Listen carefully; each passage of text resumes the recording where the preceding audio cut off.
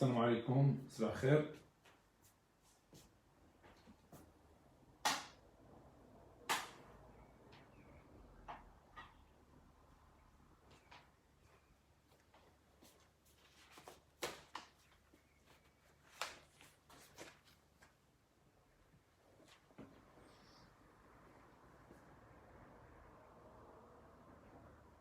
Alors, je regarde les gens qui sont présents.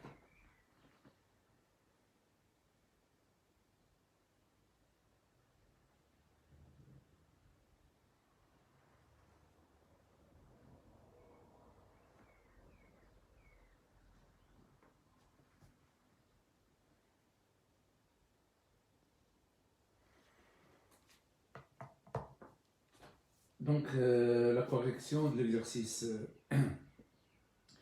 Donc, l'exercice grand 3, physique.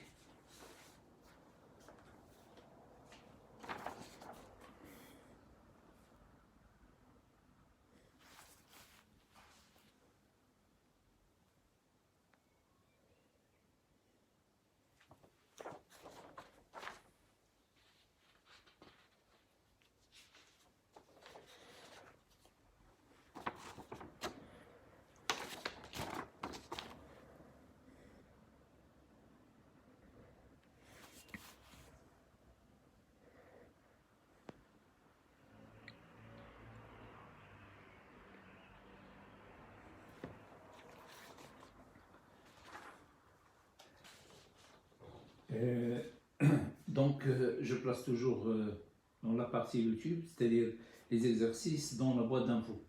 Le lien pour les exercices, il se trouve dans la boîte d'infos. Alors, donc maintenant, on va commencer par l'exercice 3. Alors, détermination du rayon de l'orbite de la Lune autour de la Terre. Le but de cette partie est de déterminer la distance Terre-Lune à partir de l'étude du mouvement de la Terre autour du Soleil et du mouvement de la Lune autour de la Terre. Dans chaque cas, l'étude du mouvement se fait dans un référentiel considéré galiléen. On considère que le Soleil, la Terre et la Lune présentent une répartition de masse à symétrie sphérique. Donc on suppose qu'ils ont une forme sphérique et ils sont bien répartis. La Lune n'est soumise qu'à la force de gravitation universelle appliquée par la Terre. La Terre n'est soumise qu'à la force de gravitation universelle appliquée par le Soleil. Donnée la période de révolution du centre d'inertie de G de la Terre autour du Soleil, grand T, est égal à 365,25 jours. La période de révolution du centre d'inertie G' de la Lune autour de la Terre, T' est égal à 27,32 jours. Alors on considère que dans le référentiel héliocentrique, la trajectoire du centre G est assimilée à un cercle de rayon grand R est égal à 1,49 10 à la puissance 8 km, centré sur le centre d'inertie du Soleil. Dans le référentiel géocentrique, la trajectoire du centre G' est assimilée à un cercle de rayon petit r, centré sur le centre grand G. On note grand M, la masse du Soleil, petit m, la masse de la Terre, et M', celle de la Lune. On prend grand M sur petit m est égal à 3,35 10 à la puissance 5. Donc, nous avons grand M sur petit m, grand M, donc les données, c'est la partie physique grand 3. Donc, physique grand 3. Donc, nous avons la masse, grand M sur petit m, il est égal à 3,35 10 à la puissance 5. Alors, parmi les données, nous avons grand R, il est égal à 1,49 10 à la puissance 8 km. Alors, nous avons aussi grand T est égal à 365,25 jours. et nous avons petit r, T', il est égal à 27, 32 jours.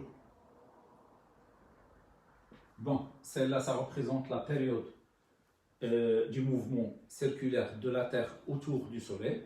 Donc, il effectue un tour pendant 365,25 jours autour du Soleil.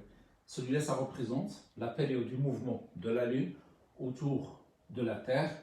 Donc, c'est-à-dire la Lune, il effectue 27,32 jours pour effectuer un tour complet autour de la Terre. Alors donc, ici, voilà les données. Alors la première question, définir le référentiel géocentrique.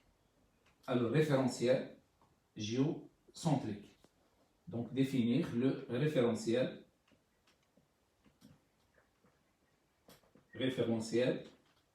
géocentrique. Alors, donc, le référentiel géocentrique, deux points. C'est quoi? Donc, il est constitué d'un repère. Donc, il est formé d'un repère,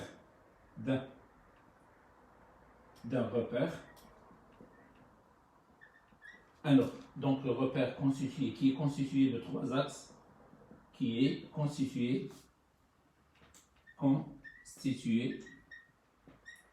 de trois axes. Alors, OX, OY et OZ, alors qui sont orthogonaux,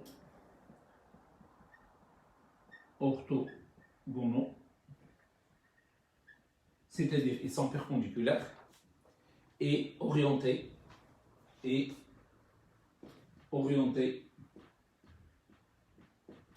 donc les axes sont orientés vers trois étoiles fixes.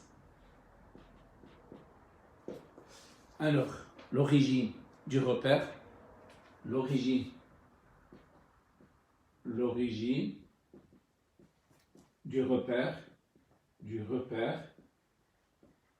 et le centre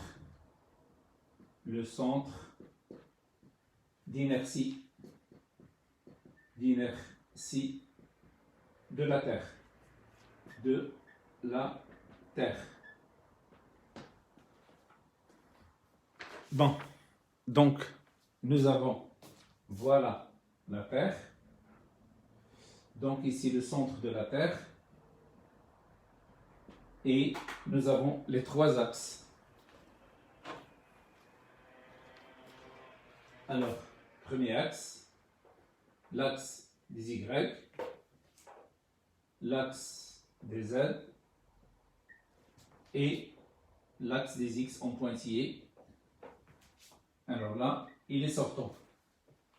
Donc ça c'est J, ça c'est K, et là c'est I.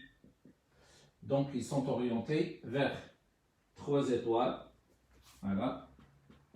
Étoile 1, étoile 2, et là c'est étoile 3. Donc celui-là, il s'appelle le référentiel géocentrique.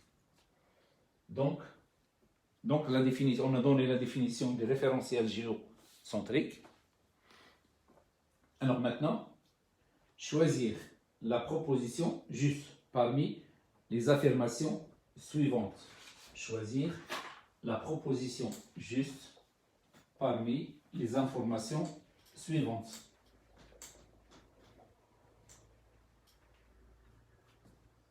Alors, petit a, la constante de gravitation universelle s'exprime. La constante de gravitation universelle s'exprime en mètres secondes moins 2. C'est faux. Donc, l'unité de G, ce n'est pas le mètre seconde moins 2. Celle qui est le mètre seconde moins 2, c'est petit g. Et petit g, c'est l'intensité de la pesanteur. Alors donc, la première position est fausse. Petit b. Le vecteur accélération grand G de la Terre est tangente à l'orbite circulaire autour du Soleil. Alors donc ici, le vecteur accélération n'est jamais tangente à une trajectoire, seulement dans le cas d'un mouvement rectiligne. Donc AG est tangente à la trajectoire si le mouvement est rectiligne. Alors si le mouvement n'est pas rectiligne, l'accélération n'est pas tangente à la trajectoire. Donc la proposition 2, elle est petit b est fausse. Dans un mouvement circulaire uniforme, le vecteur accélération a une direction constante. C'est faux. Dans un mouvement circulaire, je prends ici le mouvement circulaire uniforme. Voilà. Le mouvement circulaire uniforme, ici l'accélération, le voilà. Dans ce cas-là, le voilà. Dans ce cas-là, voilà. Donc le A, le vecteur A, dans le cas d'un mouvement circulaire uniforme. Donc ici, ils ont dit le vecteur accélération G de la Terre est tangent à la Terre. Donc c'est P, c'est dans un mouvement circulaire uniforme, le vecteur. Donc il parle du vecteur. Donc le vecteur accélération a une direction constante. La direction n'est pas constante. Donc il varie. Donc la proposition, elle est fausse. Alors maintenant, qu'est-ce qu'il reste? La proposition D. La vitesse du mouvement circulaire uniforme d'une planète autour du Soleil ne dépend pas de la masse de la planète. C'est juste. On va démontrer que la vitesse carrée est égale grand G fois est égal à grand G fois grand M divisé par petit r. Bon, grand G, la masse ici c'est quoi? C'est la masse, c'est-à-dire du corps de référence. Si nous avons par exemple, si nous avons la Lune qui tourne autour de la Terre, donc V dépend de la masse de la Terre. Si nous avons la Terre qui tourne autour du Soleil, grand M, c'est la masse du Soleil. Donc ils ont dit ici, dans la proposition D, la vitesse du mouvement circulaire uniforme d'une planète autour du Soleil, donc une planète autour du Soleil, V, il dépend de. Donc ils ont dit ici, d'une planète autour du Soleil ne dépend pas de la masse de la planète. Donc ne dépend pas, celle-là ce n'est pas la masse de la planète, c'est la masse du Soleil. Voilà, c'est la masse, donc V ne dépend pas de la masse de la planète. Donc la question, la réponse, deuxièmement, la réponse vraie, juste, c'est petit d. Voilà, petit d. Donc troisièmement,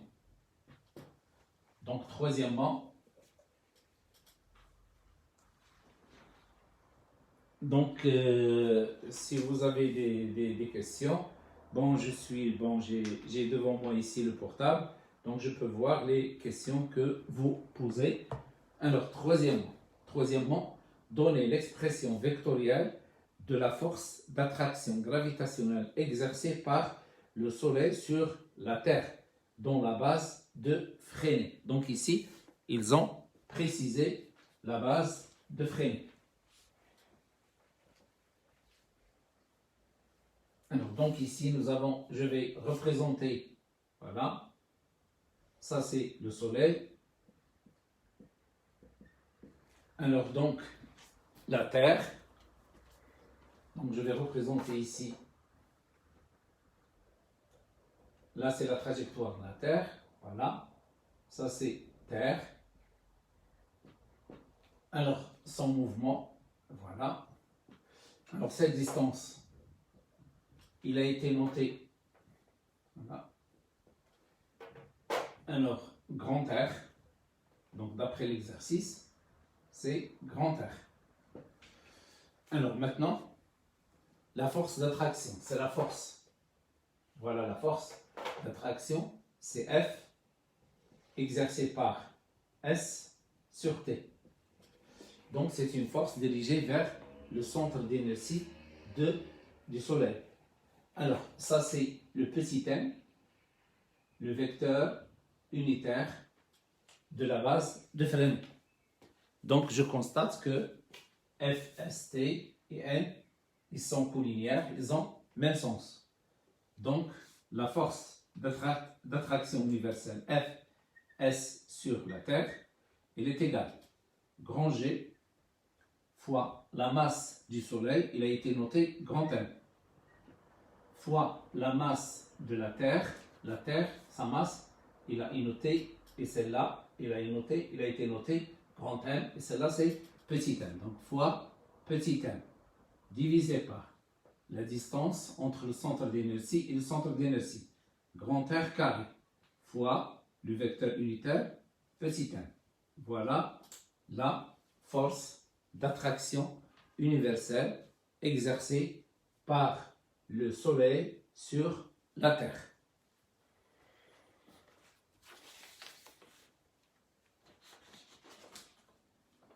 Alors maintenant, la quatrième question.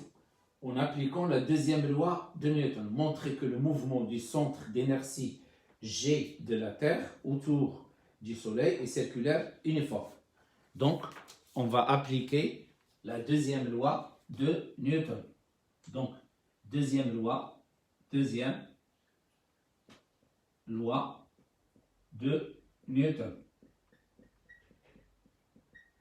Alors, sur la Terre, voilà.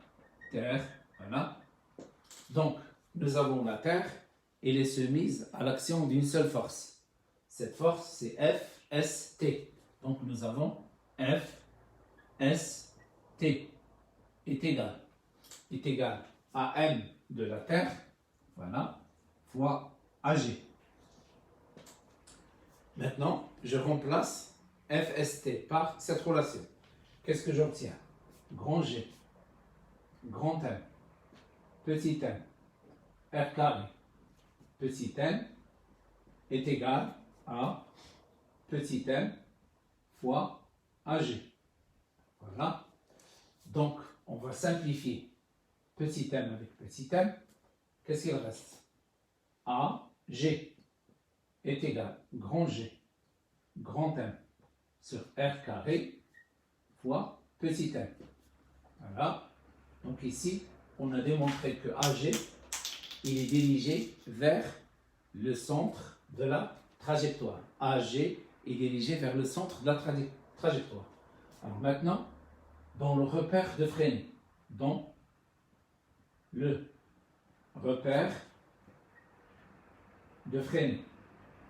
alors, Fresnel, on sait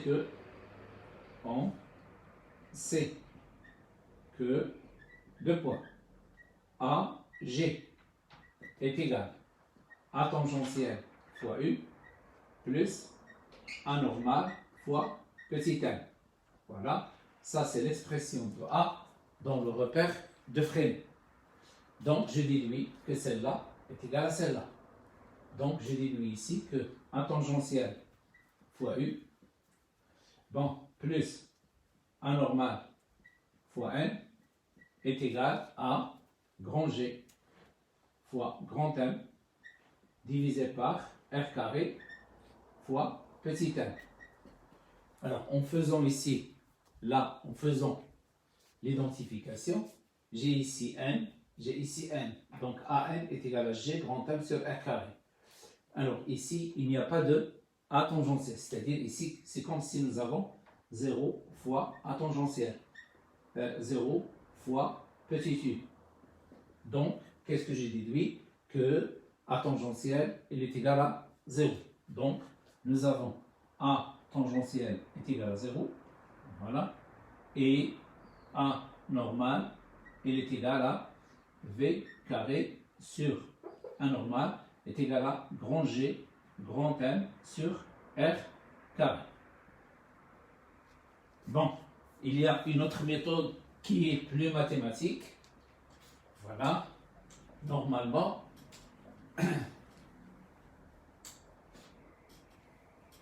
nous avons la relation A tangentielle fois U est égal plus A normal fois N est égal à grand G, grand M sur R carré fois petit m.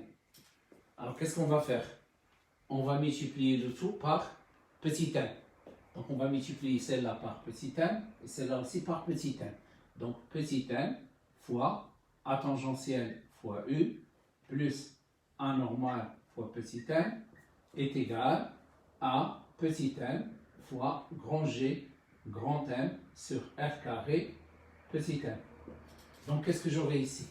J'aurai A tangentiel N scalaire U.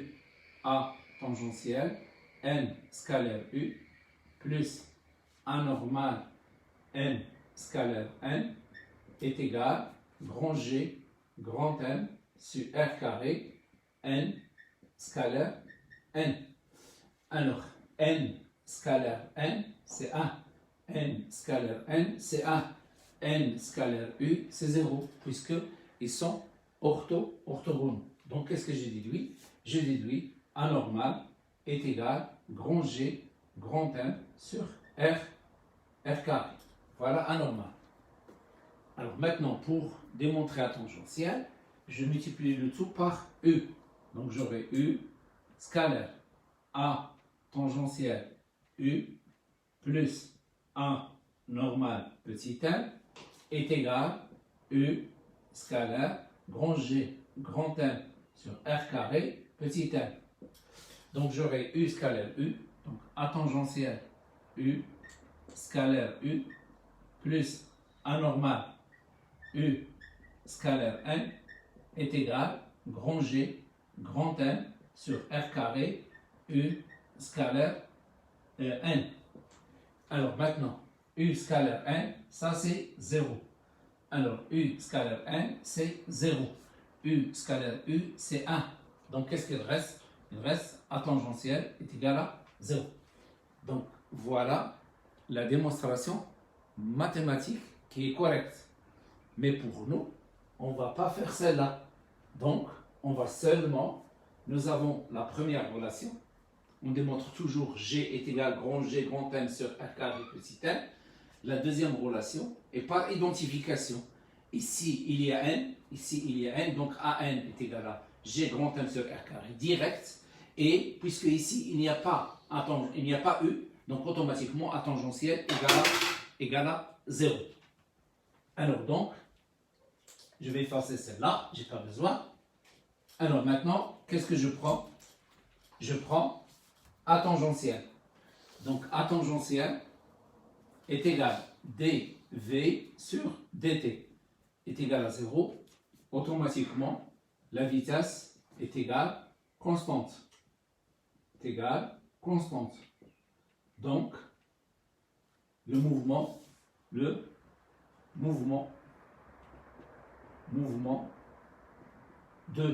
G, le centre de gravité de la Terre, et celle dont le mouvement est uniforme. Uniforme. Voilà, uniforme. Maintenant, nous avons A normal est égal grand G, grand M sur R carré, et on sait que A normal est égal V carré sur R. Alors nous avons cette-là. Donc j'ai déduit ici que V carré sur R est égal grand G, grand M sur R carré. Je déplace le R carré vers le haut et V carré vers le bas. Donc j'obtiens R carré divisé par R est égal grand G, grand M sur V carré. Je simplifie, j'obtiens grand R est égal à grand G, grand M sur V carré. G c'est une constante, grand M c'est une constante, la vitesse il a été déjà démontré une constante, donc nous avons le grand R est égal constante. Alors constante, donc le mouvement de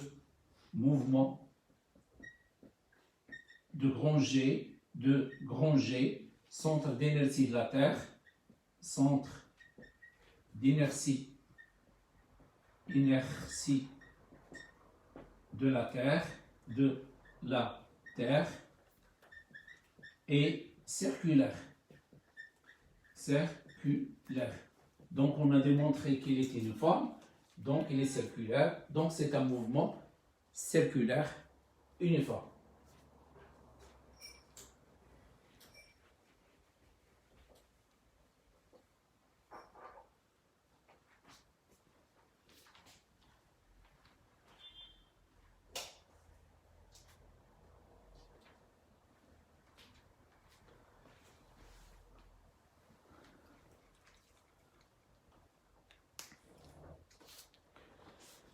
Alors, la question suivante. 5. Établir la relation traduisant la troisième loi de Kepler. Établir la relation, donc 5. Donc, on va chercher la troisième loi de Kepler. Alors, donc, je commence par celle-là, c'est-à-dire le rayon. Donc, grand R est égal grand G, grand M, divisé par V carré. Donc ici, V carré est égal grand G, grand M, divisé par grand R. Alors donc ici, la vitesse, elle est indépendante de la masse de la planète Terre. Il dépend de la masse du Soleil, c'est-à-dire du corps de référence. Donc nous avons cette relation. Alors puisque le mouvement, puisque le mouvement est circulaire,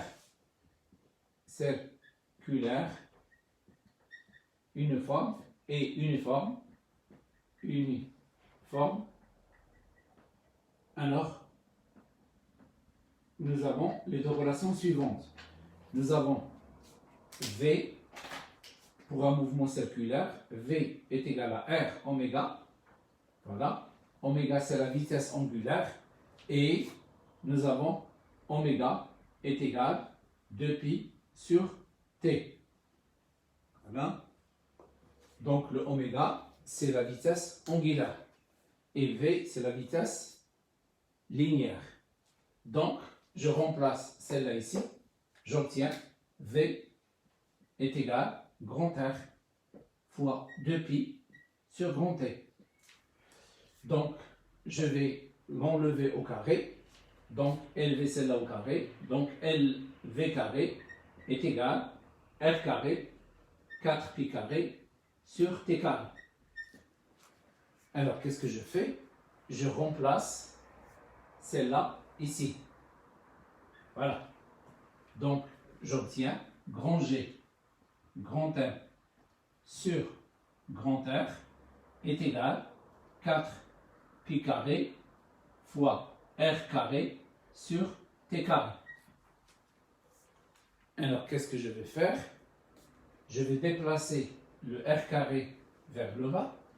Donc, je multiplie R carré par R, ça donne grand R à la puissance 3.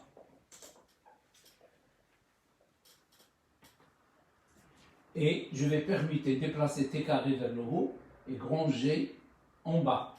Donc on obtient grand T carré, voilà, divisé par R à la puissance 3 est égal à 4pi carré divisé par grand G fois grand M. Alors celle-là, c'est une constante. Alors donc, il s'appelle la troisième loi de Kepler. La troisième loi de Kepler. T carré divisé par R au cube est égal à 4pi carré sur G fois la masse du corps de référence. La Terre, elle tourne autour du Soleil, c'est la masse du Soleil. La Lune tourne autour de la Terre, on va mettre ici la masse de la Terre. Alors, Jupiter, il tourne autour du Soleil, la masse de Jupiter. Donc, la troisième loi de Kepler, T carré sur R au cube, est égal à 4pi carré divisé par grand G fois grand thème, avec grand thème, c'est la masse du corps de référence.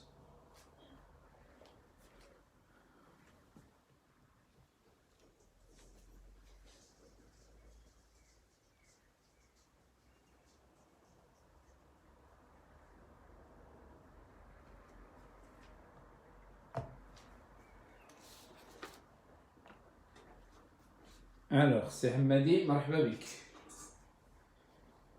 Alors maintenant, la cinquième question. Établir la relation, traduisons la troisième loi, c'est cinquième loi déjà faite, troisième loi de Kepler relative au mouvement du centre d'énergie G de la Terre.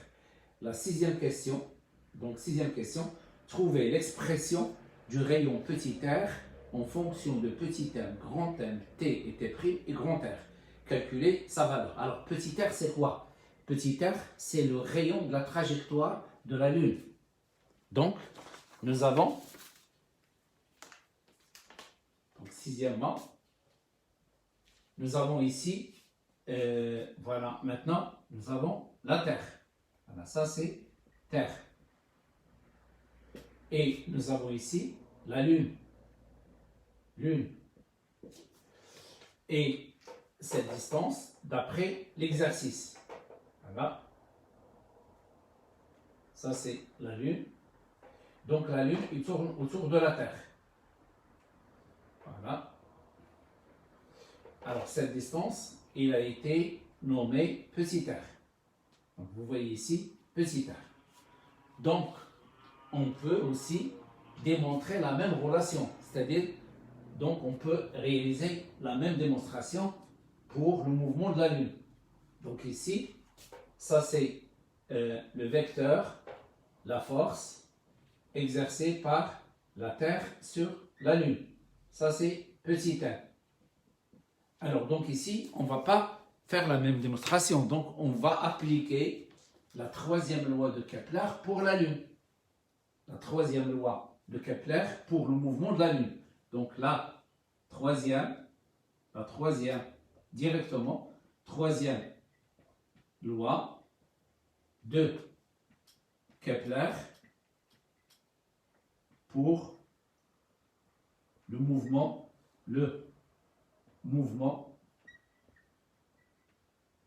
de G', centre d'inertie de la Lune. Centre d'inertie, de la Lune. Bon, donc, nous avons la Lune a une masse, M'. La Terre a une masse, petit m. Donc, la troisième loi de Kepler pour la Lune, directement. Alors, la période de la Lune, c'est T' au carré. Le rayon pour la Terre, c'est grand R. Pour la Lune, c'est petit r. Divisé par R au cube est égal à 4 pi carré divisé par grand G multiplié par la masse du corps de référence. Ici, le corps de référence, c'est la Terre. Donc, multiplié par petit m. Voilà. Alors, maintenant, donc, d'après celle-là, je peux chercher. Donc, ici, je cherche la masse G. Petit m est égal à 4 pi carré divisé par, donc je vais appliquer la troisième loi de Kepler pour la Lune et pour la Terre, donc les deux à la fois. Donc nous avons T' au carré sur R au cube est égal à 4 pi carré divisé par G petit m. Donc, je peux déduire celle-là, d'après celle-là, c'est T' carré sur R au cube, multiplié par petit m, est égal à 4 pi carré sur grand G. J'ai déplacé petit m ici. Maintenant, pour la Terre, nous avons T carré divisé par R carré, est égal à 4 pi carré divisé par grand G, grand M. Alors, qu'est-ce que je fais? Je déplace grand M vers le haut. Alors, donc, je multiplie par grand M, T carré divisé par grand R au cube fois grand M, il est égal à 4pi carré sur G. Donc, je déduis ici, nous avons 4pi carré sur G, 4pi carré sur G, donc celle-là est égale à celle-là. Donc, je peux écrire, donc ici, T carré sur R au cube fois grand M est égal à T' carré sur petit r au cube fois petit r. Alors, pour nous, qu'est-ce qu'on cherche? On cherche le petit r. D'accord? Donc, regardez qu'est-ce que je vais faire. Je vais déplacer r au cube ici. D'accord? Donc, je vais multiplier par le tout par r au cube. Donc, j'obtiens grand T carré, grand M est égal T' carré sur petit r au cube, petit m fois r, grand R au cube. Alors, je vais diviser par, c'est-à-dire ici, je vais diviser par grand M. Donc, je vais déplacer T carré grand M en bas et je déplace petit r au cube en haut. Donc, j'obtiens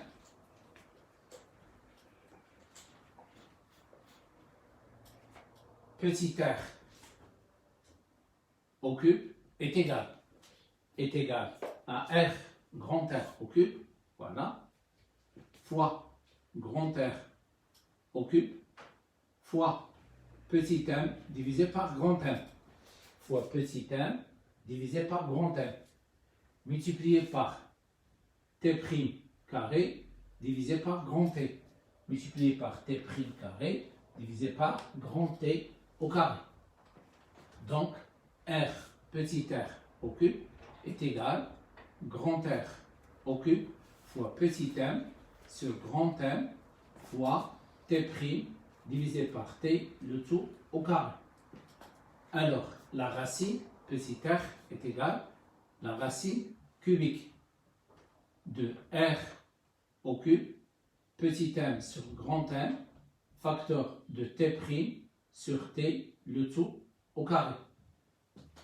Je fais sortir R', donc petit r est égal grand R, la racine cubique de petit m sur grand M fois, entre parenthèses, voilà, T' divisé par T, le tout au carré, la racine cubique. Voilà l'expression de petit r. Donc, on va essayer de la calculer en fonction des données. Nous avons donc ici petit r est égal, le grand R c'est 1,49 10 à la puissance 8 km, donc 1,49 10 à la puissance 8 km, racine cubique. Alors nous avons grand M sur petit m est égal à 3,35 10 à la puissance 5, donc petit m sur grand M c'est 1 divisé par 3,35 10 à la puissance 5 multiplié par au carré. Alors le T', donc le T' c'est 27,32 et le grand T 365,25. Alors donc on calcule.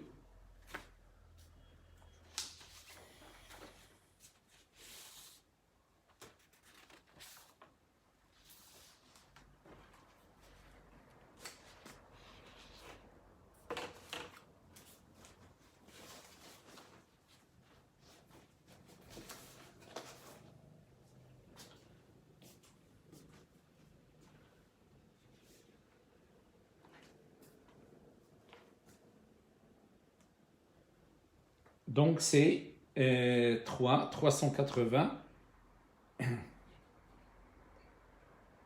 10 à la puissance 3, ou bien, donc petit r est égal 3,8 10 à la puissance 5. 3,8 10 à la puissance 5 km. 3,8 10 à la puissance 5 km. km.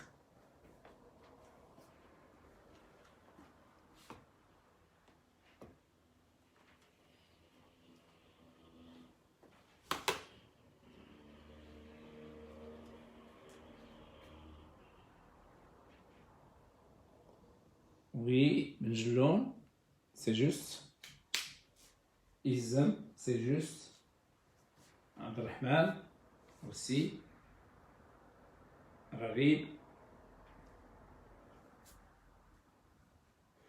Bon, donc c'est la fin de petit exercice. Exercice 1.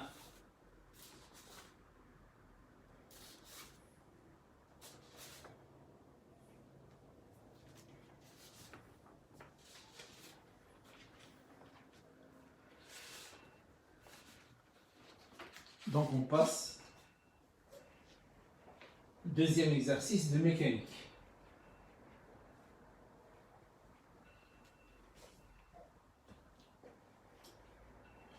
Bon alors, l'exercice, celui-là, c'est un exercice que nous avons traité.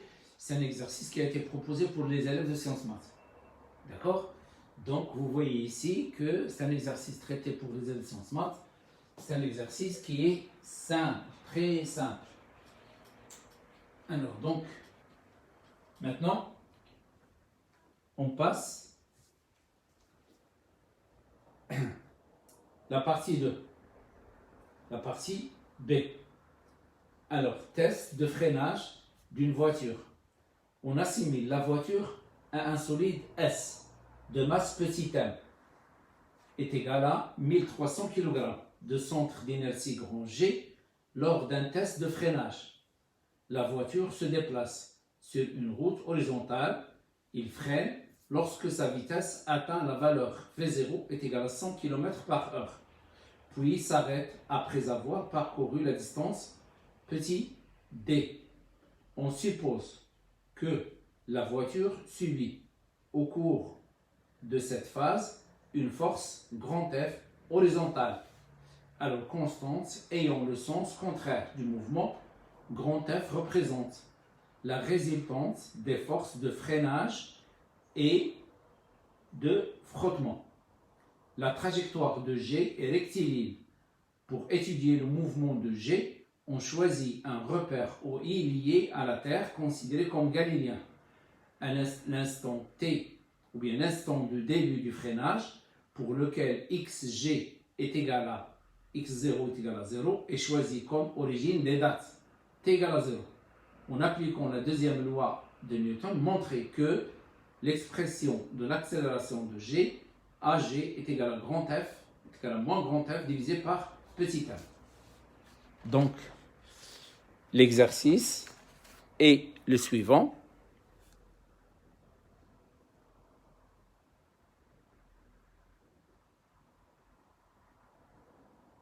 Voilà la première partie. Et la partie suivante.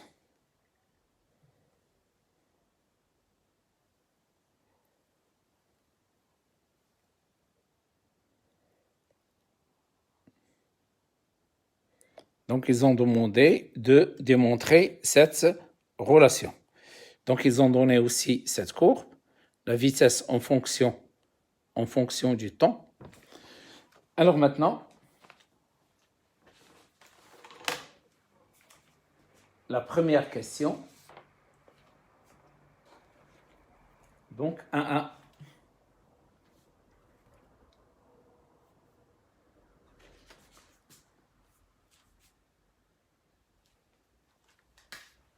Donc, partie B.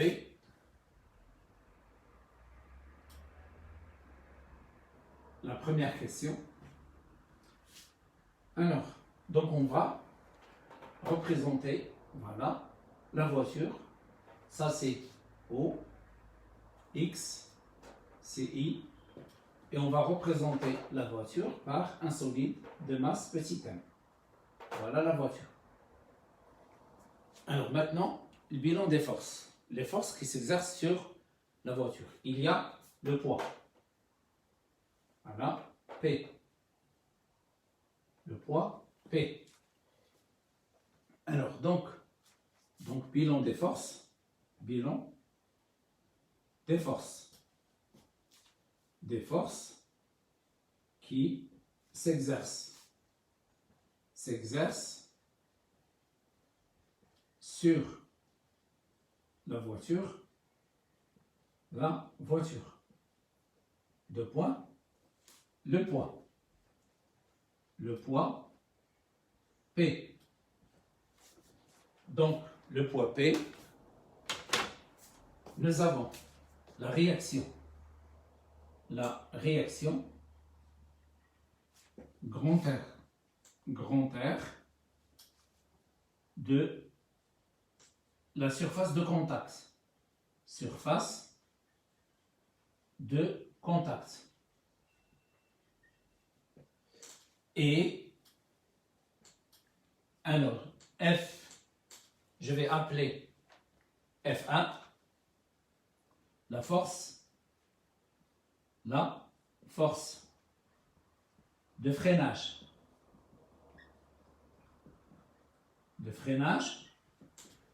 Donc nous avons ici trois forces. Il y a le P, il y a le R, il est incliné dans le sens opposé du mouvement, et il y a la force de freinage que j'ai notée ici, F1. Et ça, c'est R. Voilà. Bon, bien sûr, R est incliné d'un angle, voilà. Ici, l'angle de frottement phi. Alors maintenant, deuxième loi de Newton. Deuxième loi de Newton. Nous avons P plus F1 plus R est égal MAG. Alors maintenant, on sait que grand R, je peux l'écrire sous la forme.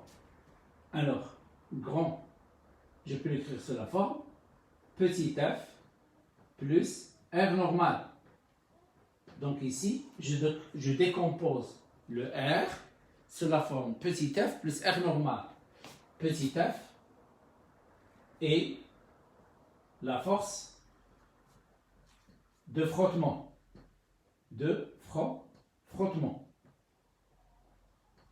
Alors, donc, je remplace P plus F1 plus petit f plus Rn est égal à MAG. D'après l'exercice, d'après l'énoncé, l'exercice, alors grand F est égal à quoi?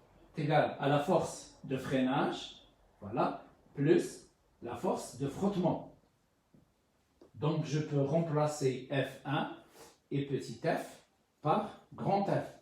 Donc j'aurai P plus grand F plus R normal est égal à MAG. Donc je peux refaire ici le schéma. C'est comme si, voilà la trajectoire, ça c'est O, ici le solide, voilà. Et c'est comme si nous avons le poids P, nous avons R normal, ça c'est R normal, là c'est P, et là c'est grand F, la force de frottement. Voilà. Donc, R normal, P, grand F, la force de frottement et de freinage, puisque grand F, il représente la somme des deux forces de frottement et de freinage. Alors maintenant, ça devient très simple. Les projections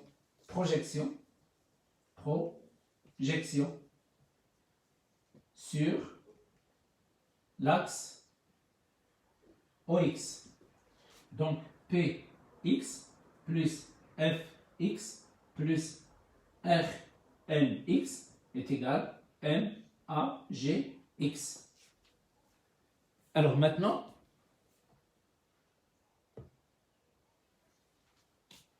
j'efface cette partie.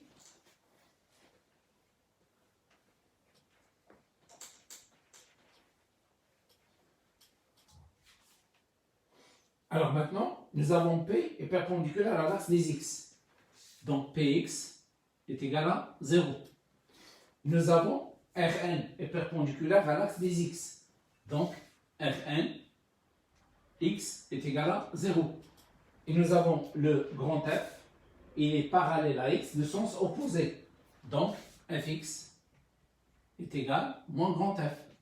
Donc j'obtiens moins grand F est égal à MAG.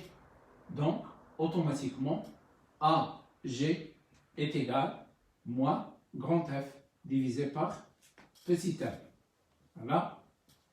La deuxième loi de Newton me permet de démontrer cette relation.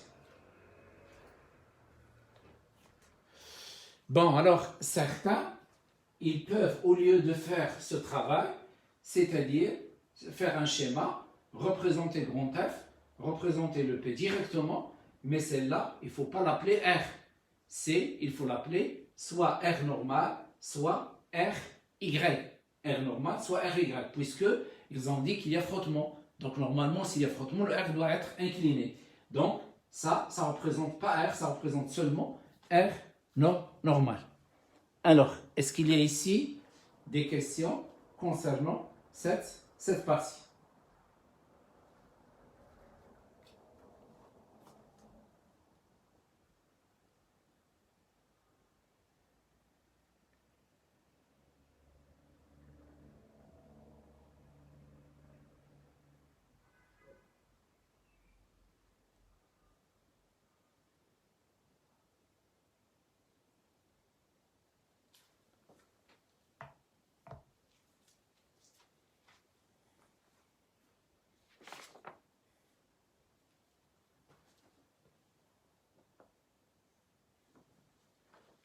Alors maintenant, la question numéro 2.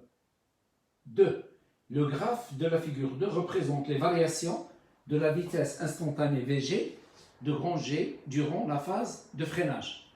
De 1, déterminer graphiquement la durée TA de la phase de freinage et l'accélération AG, grand G.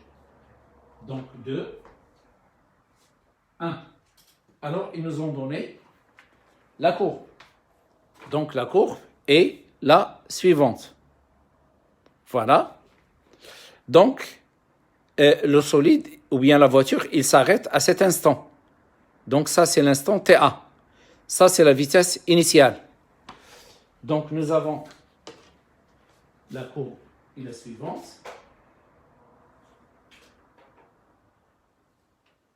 Ça, c'est T. Ça, c'est Vg en mètres par seconde. Et la courbe, voilà. Donc ici, cette valeur 5, 10, 15, 20, ça c'est 25. Et nous avons, bon, ça c'est 0. Et cette valeur-là, c'est 2, 4, 6, ça c'est 8 secondes. Voilà. Donc, celle-là, elle représente TA. Donc, d'après la courbe, TA, la voiture, il s'arrête à l'instant. Donc, la voiture, voilà, la voiture s'arrête à l'instant TA est égal à 8 secondes. Pourquoi il s'arrête? C'est-à-dire, Vg, il devient égal à 0. La vitesse devient nulle. Alors, maintenant, on va chercher l'accélération. Donc, chercher l'accélération, nous avons AG est égal à delta VG sur delta T est égal, voilà, on va choisir deux points. On va choisir ce point-là. Donc le T est égal à 8 et la vitesse est égale à 0. On va choisir ce point-là. La vitesse est égale à 25 et l'instant est égal à T. Donc ça donne moins 25 divisé par 8. Donc AG est égal. Alors faisons le calcul.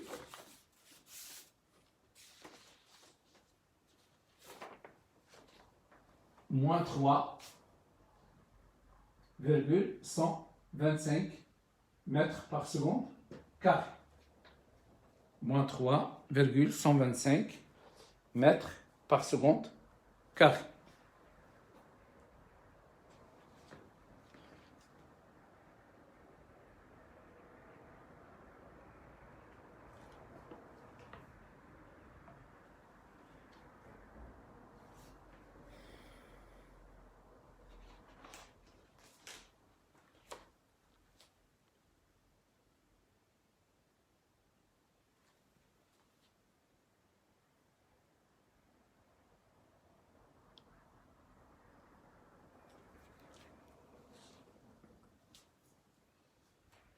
Alors, 2, écrire l'équation horaire.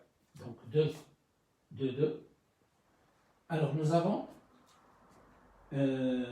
dV sur dt est égal à AG, est égal à constante. Donc, intégration,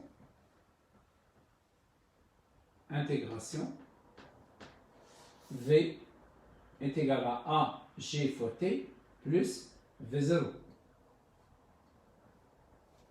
Alors, avec V0, la voilà. V0 est égal à 25 mètres par seconde.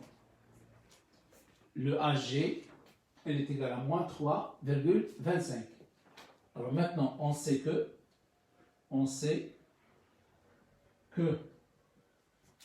V est égal à d de x sur dt. C'est-à-dire d de x sur dt, d de x sur dt est égal à celle-là, est égal à AG fois t plus V0. Donc, intégration,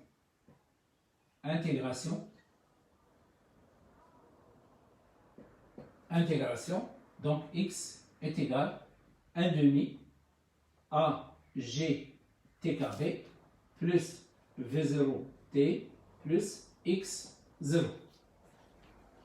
Alors, d'après l'exercice, nous avons, donc voilà celle-là, donc je remplace, nous avons x0 est égal à 0, alors V0 c'est 25 et A est égal à 3.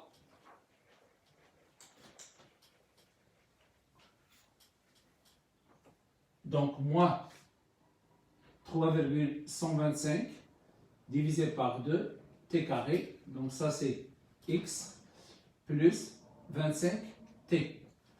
Je peux aussi l'écrire sous la forme. Donc, moins 325. Donc, x est égal.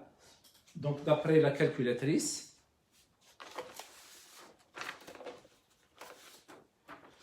alors 3,125 divisé par 2, alors est égal à 25 sur 16. Donc moins 25 divisé par 16, t carré plus 25t.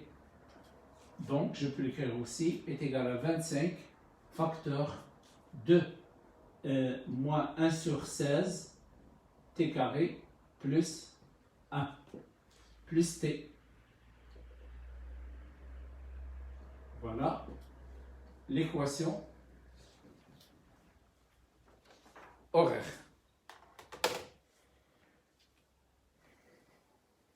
Alors maintenant, la dernière question, c'est très simple. 2, 3. déterminer la distance DA d'arrêt et calculer l'intensité F. Nous avons la distance, voilà, O. Ici, c'est le point A, le point d'arrêt. Ici, c'est TA, est égal 8 secondes. Donc, la distance DA, c'est celle-là. DA. Donc, DA, c'est la distance OA. DA est égal à la distance OA. Est égal XA moins X0. X0 égale à 0, donc est égal à XA. Alors, je vais travailler avec celle-là. Donc, DA, il est égal à moins 25 sur 16 fois TA carré plus 25 TA. Je remplace le TA par 8 secondes. Donc, j'obtiens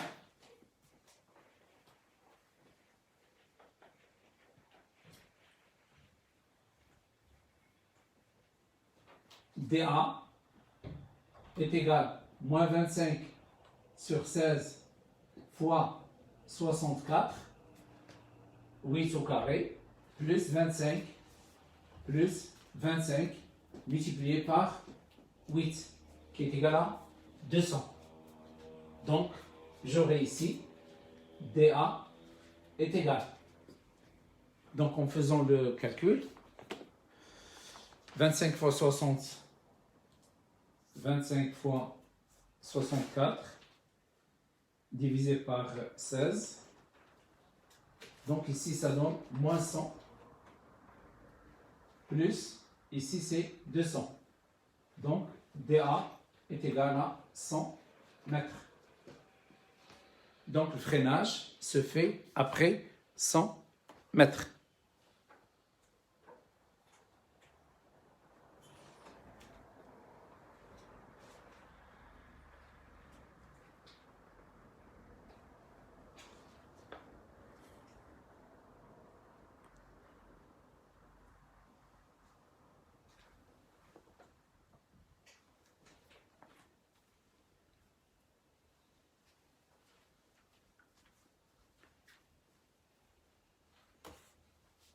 Alors, Abdelrahman, il a dit, est-ce qu'on peut travailler avec l'équation indépendante du temps?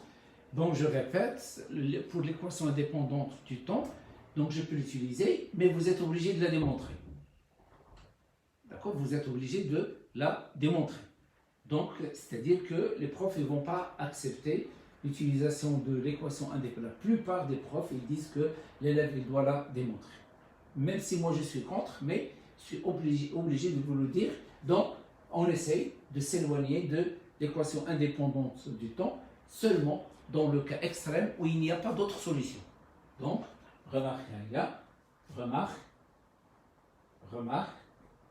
Alors, nous avons VA carré moins V0 carré est égal à 2AG facteur de XA moins X0. Donc, celle-là, c'est DA. Alors, donc, vous avez le V0. Donc ici, le VA est égal à 0. Voilà. Donc vous pouvez trouver ici moins V0 carré, moins V0 carré est égal à 2AG fois DA. Donc implique DA est égal à moins V0 carré sur 2 fois AG. Donc vous remplacez DA est égal à moins 25 au carré divisé par 2, multiplié par moins 3,125. Donc le moins s'en va avec le moins. Donc l'autre, ça donne 6,5. Donc ici, vous avez 3,125 multiplié par 2. Ça donne 6,25. Donc 25 au carré divisé par 1, ça donne 100. Voilà. 100 mètres. Mais ici, je répète, il faut démontrer celle-là pour l'utiliser. Si vous essayez de la démontrer, vous allez perdre du temps. Mais puisque vous avez le T, une fois que vous avez l'instant T, donc vous pouvez travailler avec le T, c'est plus simple et c'est plus rapide.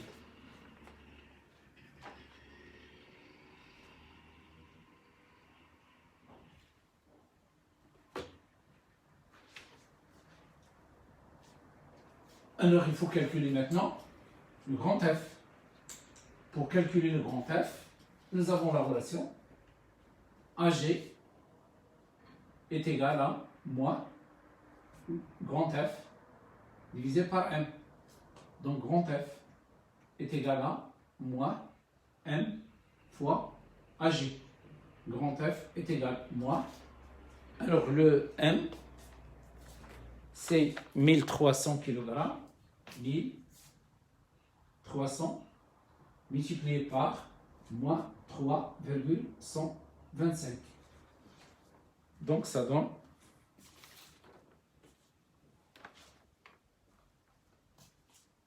3,125 multiplié par 1300. Alors, 4062, grand F, est égal à 4062,5 newtons. Le moins, il s'en va avec le moins. Donc, c'est la fin de l'exercice.